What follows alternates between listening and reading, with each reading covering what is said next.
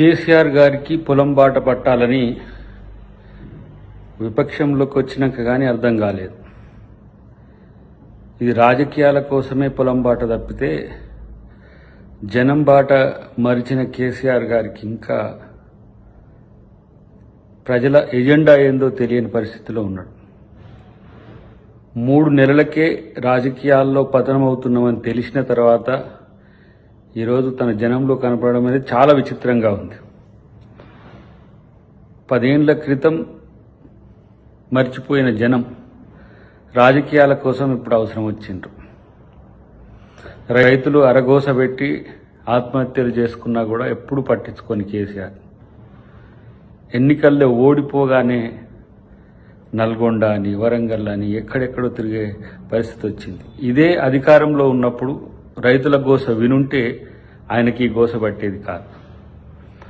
ఇవాళ ఎన్నికల్లో నెగ్గడం కోసం జనంలోకి వస్తున్నాడు తప్పితే, ఎన్నికల్లో అవకాశం కొరకు జనంలోకి వస్తున్నాడు తప్పితే అసెంబ్లీకి కూడా రాని కేసీఆర్ ఇవాళ ఎన్నికల్లో తను నష్టపోతున్నా అని తెలిసిన తర్వాత ఇవాళ జనం గుర్తొచ్చిండ్రా మీకు? నల్గొండ జిల్లా రైతుల నోట్లో మట్టి కొట్టి రైతుల అంశాలే పక్కన పెట్టిన నువ్వు ఇవాళ రైతుల కోసం పొలం బాట అని వస్తుంటే అందరూ నవ్వుపోదురుగాక. ఉనికి కోసం రైతు బాట తప్పితే పొలాల్లో పంటలు నష్టపోతుంటే పండిన పంటలు రోడ్ల మీద ఆరబోసుకొని ఎండబెట్టుకొని మొలకలెత్తినా పట్టించుకొని కేసీఆర్ ఇలా రైతుల కోసం మొసలి కన్నీరు కారవడం చూస్తుంటే మాత్రం చాలా విచిత్రంగా ఉంది.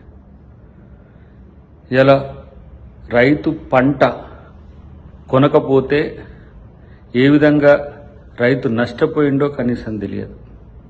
కాబట్టి ఇలా రైతులు నన్ను నష్టం చేసిందనే ఉద్దేశంతో మళ్ళా ప్రాధేయపడడానికి ఇలా పొలం బాట అని పట్టిన జనం బాట విడిచిన కేసీఆర్ గారిని రైతులు కాదు కదా ఇంకెవరు నమ్మే స్థితిలో లేరు. ఎన్నికలు రాజకీయాలు తప్ప రైతుల సమస్యలు ప్రజల సమస్యలు పట్టించుకొని కేసీఆర్ గారిని ప్రజలు నమ్ముతారని అనుకోవడం అనేది డొల్ల. ఇప్పటికైనా ఒక నిర్మాణాత్మకమైన ప్రతిపక్షంగా అధికార పక్షంతో సహకరించే విధంగా ఉండండి. మీరు నీళ్లు ఇవ్వకపోతేనే మీ ప్రాజెక్టులో డొల్లతనమే ఇలా రైతులకి కష్టాలు తీసుకొస్తున్నది. ఇలా అప్పులు తీసుకొచ్చి 1000 కోట్ల అప్పులు తీసుకొచ్చి రైతుల నోట్లో మట్టి కొట్టిన పరిస్థితి. పవర్ పేరు మీద, ఉచిత కరెంట్ పేరు మీద ఇలా ఆ పవర్ను అమ్ముకొని ఇలా ఏ విధంగా రైతులకు నష్టం చేసిందో కూడా రేపు భవిష్యత్తులో తెలుస్తుంది. ప్రతి 20 సంవత్సరాలకు సౌత్ ఇండియాలో పర్టికులర్గా 1903 నుంచి మొదలు పెడితే 23, 43, 63, 83, 2003, 2023 ప్రతి 20 సంవత్సరాలకు ఇలాంటి నీటి ఎద్దడి అనేది సౌత్ ఇండియాకు ఒక ఎఫెక్ట్, అంటే ఒక ప్రభావం ఉన్నది. అది ఎల్నినా లానినా ఎఫెక్ట్తో కర్ణాటకలో కనీసం ప్రజలు కన్నీళ్లు మింగుతూ బతుకుతున్న పరిస్థితి ఉన్నది. తెలంగాణలో ఇంకా రైతులకు అలాంటి పరిస్థితి లేదు, ప్రజలకు ఆ పరిస్థితి రాలేదు.